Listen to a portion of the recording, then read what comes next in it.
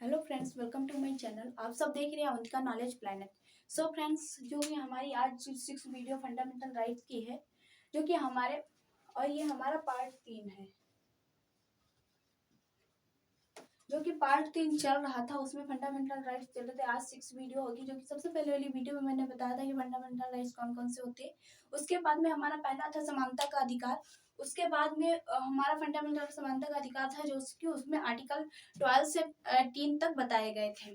उसके बाद में हमारी स्वतंत्रता का अधिकार था, जो कि उसमें हम बताए गए थे 19 से 22 तक आर्टिकल्स बताए गए थे। उसके बाद में हमारा शोषण के विरुद्ध का अधिकार था, जो कि उसमें 23-24 यानी 23 और 24 के बारे में बताया गया था। दो ही आर्टिकल्स थे।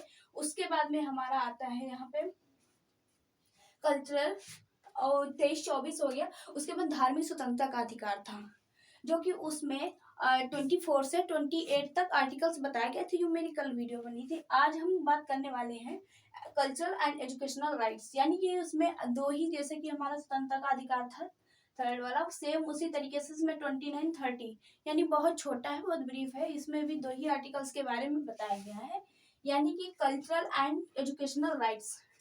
हमारा ये पांचवा फंडामेंटल राइट्स है, सांस्कृतिक एवं शिक्षा का अधिकार।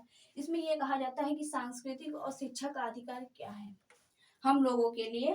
तो अल्पसंख्यक के हितों की रक्षा करना, मतलब कि अल्पसंख्यकों के हितों की रक्षा करना।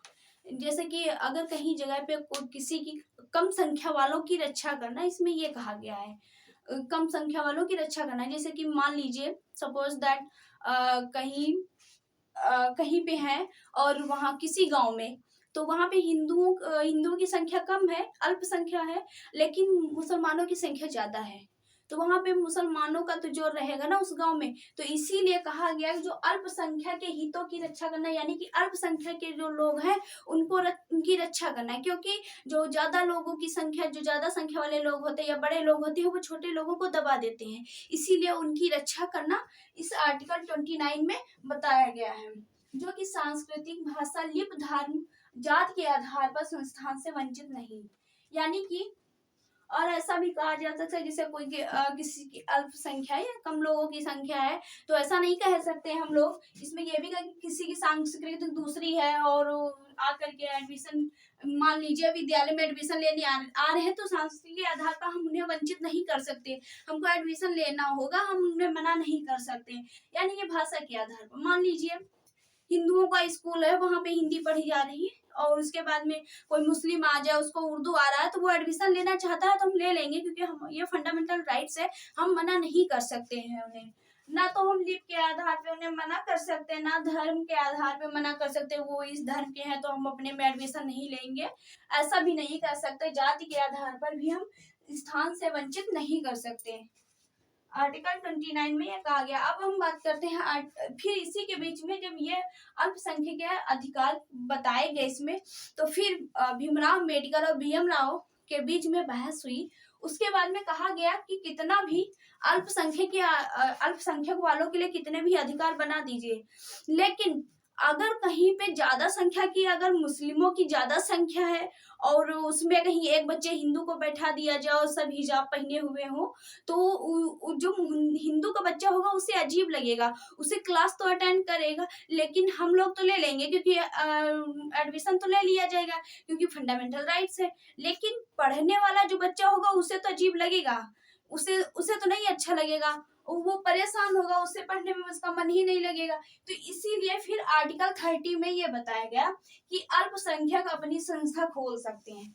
यानी कि जिसे अगर कोई अल्पसंख्यक की, मतलब कोई कम वाले संख्या का कोई है, या हिंदू, मुस्लिम, सिख, ईसाई जो भी हो, अगर वो चाहते हैं, वो नहीं सबके बीच में पढ़ना चाहते हैं, तो वो अपनी संस्था खोल सकते हैं पढ़ने के लिए, अपनी संस्था खुद खोल सकते हैं।